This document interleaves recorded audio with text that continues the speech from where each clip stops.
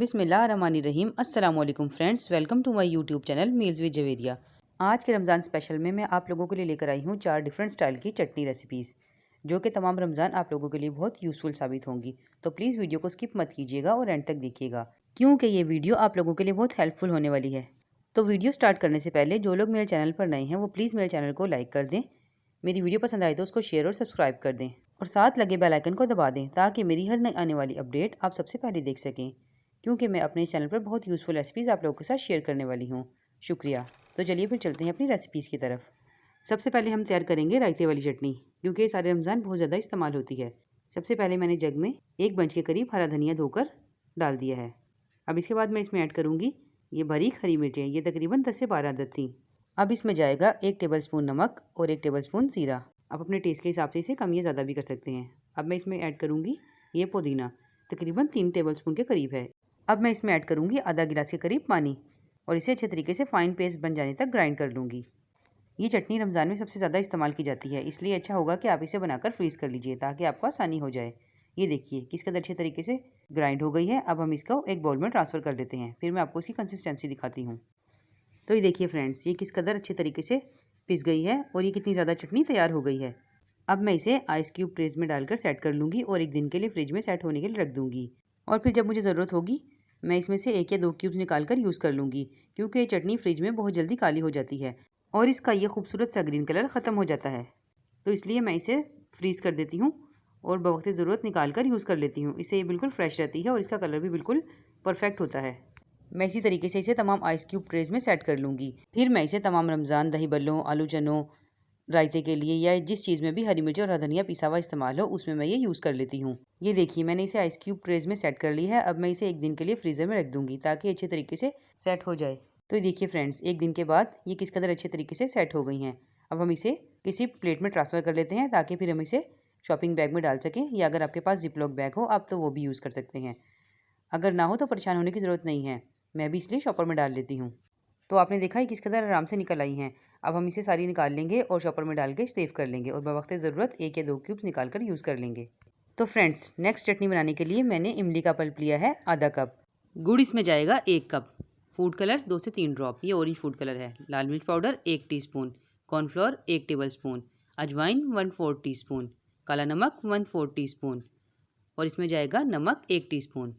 इमली का पल्प तैयार करने के लिए मैंने इमली को लेकर पानी में भिगो दिया था और इसे अच्छे तरीके से मसल कर इसका गूदा निकाल लिया है। तो चलिए अब हम चटनी तैयार कर लेते हैं। ये मैंने पैन ले लिया है और गैस को ऑन कर दिया है। सबसे पहले मैं इसमें गुड़ ऐड कर दूँगी। जैसे ही गुड़ थोड़ा सा पिघलेगा, साथ ही मैं इसमें ये पानी ऐड कर दूँगी। पानी मैंने लिया है 1 गिलास। साथ ही मैं इसमें ऐड कर दूँगी ये इमली का पल्प और इसे गुड़ के पिघल जाने तक पका लूँगी। तकरीबन 3 से 4 मिनट लगेंगे और ये गुड़ अच्छे तरीके से पिघल जाएगा। तो ये देखिए फ्रेंड्स, गुड़ कितने अच्छे तरीके से पिघल गया है और इसमें बिल्कुल भी गुड़ के लम्स बाकी नहीं हैं।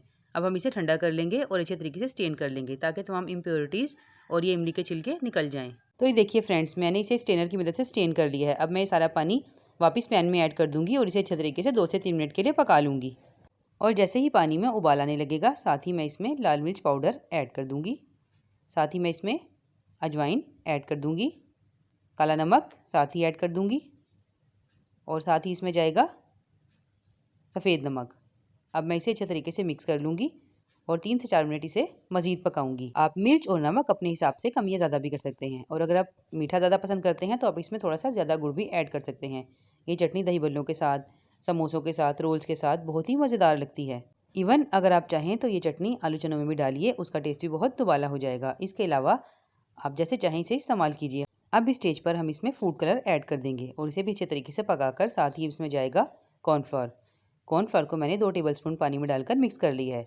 इससे चटनी में बहुत अच्छी सी थिकनेस आ जाएगी।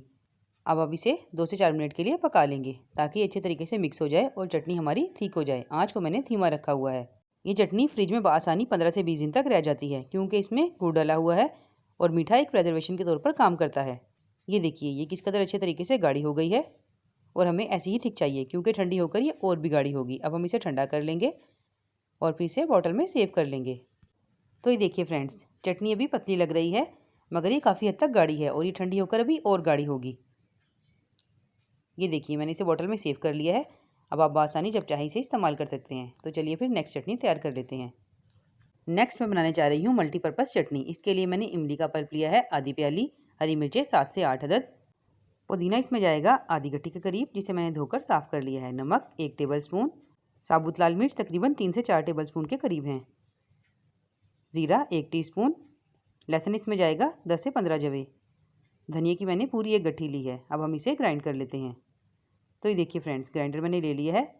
अब मैं इसमें तमाम चीज़ें ऐड कर दूंगी और इसे अच्छे तरीके से फाइन पेस्ट बन जाने तक ग्राइंड कर लूँगी।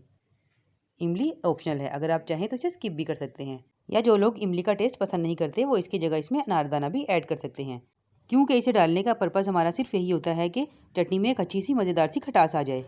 अब साथ ही मैं इसमें पानी ऐड कर दूँगी। पानी आपने देखा मैंने सिर्फ 2 घूंट के करीब लिया है, क्योंकि धनिया और पुदीने में अपना पानी भी होता है, तो ये सिर्फ थोड़े से पानी में जल्दी ग्राइंड हो जाएगी। अब हम इसका फ़ाइन पेस्ट बना लेते हैं और ये देखिए ये ग्राइंड हो गई है। मैं आपको इसे बाउल में ट्रांसफ़र करके भी दिखा देती हूँ।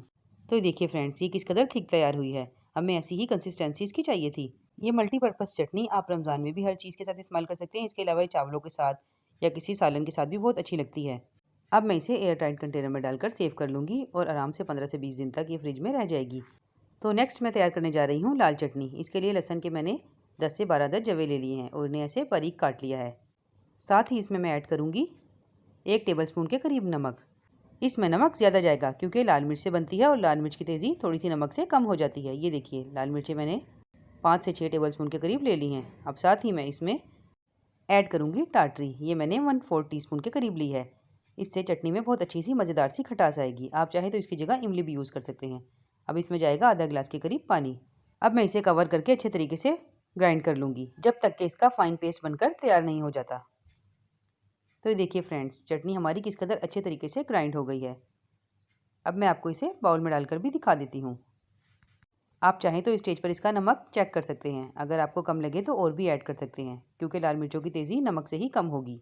कुछ लोग इसे स्टेज पर चूल्हे पर पका भी लेते हैं तकरीबन 4 से 5 मिनट के लिए, ताकि इसकी तेज़ी कम हो जाए।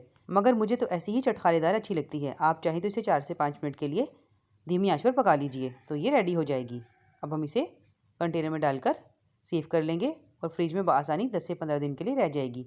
चाहे तो आप इसे फ्रीज़र में भी सेव कर सकते हैं और बवक़्ते ज़रूरत यूज़ कर सकते हैं। उम्मीद करती हूँ मेरी ये चटनी की रेसिपीज़ आप लोगों को पसंद आई होंगी। अगर पसंद आई हैं तो प्लीज़ लाइक, शेयर और सब्सक्राइब करना मत भूलिएगा। फिर मिलूँगी आपसे ऐसी ही मज़ेदार रेसिपीज़ के साथ। तब तक के लिए अपना बहुत ख्याल रखिएगा, दुआओं में याद रखिएगा। अल्लाह हाफ़िज़।